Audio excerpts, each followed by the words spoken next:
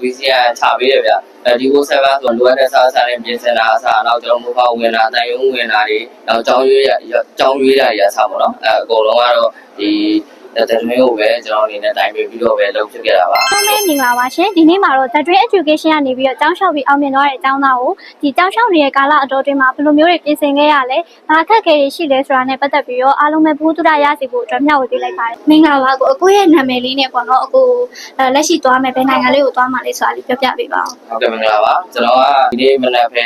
ကျွန်တော်တောင်ကိုရီးယားပေါ့နော်တောင်ကိုရီးယားရဲ့ခြား University ကိုသွားမှာဗျဘယ် program လေးနဲ့သွားမှာလဲကျွန်တော်ကကျတော့ဒီကို7 program နဲ့သွားမှာဗျဘယ် University လေးကိုရှောက်ထားပြီးတော့ဘယ် major လေးကိုယူခဲ့ရလဲကိုကျွန်တော်ကခြား University ကိုပေါ့နော်အဲ့မှာကျတော့ကျွန်တော်ဒီကို7 English course နဲ့တက်မှာဗျအဲ့တော့ကိုကျောင်းရှောက်ရတယ်ပေါ့နော်ဒီခြား University ကိုရှောက်ရတဲ့အခါမှာအခုအနေနဲ့ပြင်ဆင်ရတဲ့အပိုင်းလေးတွေနဲ့ဒီစာရွက်စာတမ်းအပိုင်းလေးတွေရောဘယ်လိုမျိုးလေးပြင်ဆင်ခဲ့ရလဲဆိုတော့နောက်လူတွေသိအောင်ဘူးတူတာလေးရသွားအောင်လို့လေးပြောပြပါအောင်နော်ကျွန်တော်ပြင်ဆင်ချိန်ကတော့ကျွန်တော်စပြီးတော့6လလောက်တော့အချိန်ပေးရတယ်ဗျ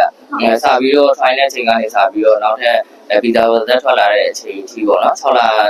ညီပါ6လကျော်တော့အချိန်ပေးရတယ်အဲ့မှာဘာကဲရှိလဲဆိုတော့ passport ကကျွန်တော်ကနေကျွန်တော်ကကြောက် PJ ကနေ PU ကိုချိန်တာဖြစ်တဲ့အတွက်တော့အချိန်ယူလိုက်ရတယ်ဗျအချိန်ယူရတယ်ကျန်တာကျတော့ကျွန်တော်တို့စားစာတန်းကအစင်းသင်းဖြစ်အောင်တော့ကိုယ့်ဘက်ကနေတော့လုပ်ထားတာပေါ့နော်ဒါလျှောက်ခဲ့ရပါတော့အဲ့ဗီဇာလျှောက်ခဲ့တဲ့အပိုင်းမှာအခုအနေနဲ့ဘာတွေပြင်ဆင်ခဲ့ရလဲအချိန်ရောက်ဘယ်လောက်ကြာလဲဟုတ်ဗီဇာပြင်ဆင်ရတာတော့ကျွန်တော်ကကျတော့ VCN ချပေးတယ်ဗျဒီကို7ဆိုတော့လေဒီကို7ဆိုတော့ VCN ချပေးတယ်အဲ့တော့ကျွန်တော်တို့ကကိုရီးယားဘက်ကနေလာဘက်ကပြီးသွားပြီဆိုလို့ရှိရင်ကျွန်တော်ဒီမြန်မာဘက်ကတိုင်ရုံးမှာပေါ့နော်ကျွန်တော်စာပြီးတော့ဝင်နေဆိုရင်3ပတ်လောက်တော့ကြာတယ်ဗျ3ပတ်ပြီးတော့တိုင်ရုံးဝင်ပြီးတော့3ပတ်နေကျွန်တော်ဗီဇာရခဲ့ပါတယ်။အားရအကုန်လုံးကိုThe Dream နဲ့ချိတ်ဆက်ပြီးတော့လုပ်ခဲ့ရပါတော့။အဲ့တော့ကို The Dream ကနေ one shot စာပေးယူပြီးတော့အပ်ခဲ့ရဆိုတော့ဒီ The Dream ကနေဘာတွေလုပ်ပြီးလဲပေါ့။ The Dream ကနေပြီးတော့ကျွန်တော်အစားဆုံးကျွန်တော်agency စာပြီးအခနဲ့ရနေပေါ့နော်သိကျင်တာရှိရင်အကုန်လုံးပေးလို့ရတယ်ပေါ့နော်ဒါကျွန်တော်စာပြီးမှအခနဲ့ရပေါ့နော်ပုံစံပြီးမျိုးစာပို့ပြီးမျိုးအဆင်ပြေပါတယ်အဲ့ဒါပြီးတော့နောက်ကျွန်တော်လိုအပ်တဲ့စားစားနဲ့ပြင်ဆင်တာအစားနောက်ကျွန်တော်မူဖောက်ဝင်တာတိုင်ရုံးဝင်တာတွေနောက်ကြောင်းရွေးတာတွေအစားပေါ့နော်အကုန်လုံးကတော့ဒီ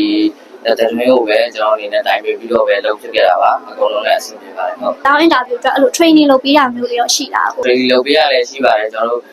နှစ်ခါပေါ့နော်နောက်တစ်ခုကကျောင်းသားတစ်တွေအနေနဲ့ကျွန်တော်တို့စပြီးတော့ရှောက်မယ်ဆိုလို့ရှိရင်ကျွန်တော်တို့အချိန်ကာလအတိုင်းအတာတစ်ခုလည်း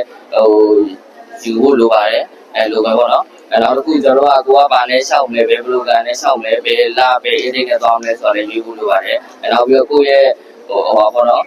ရထားတဲ့ topic အမှတ်တွေပဲဖြစ်ဆရာမှဆင်မယ်ဖြစ်အဲ့ဒါတွေနဲ့ကိုင်းညီတဲ့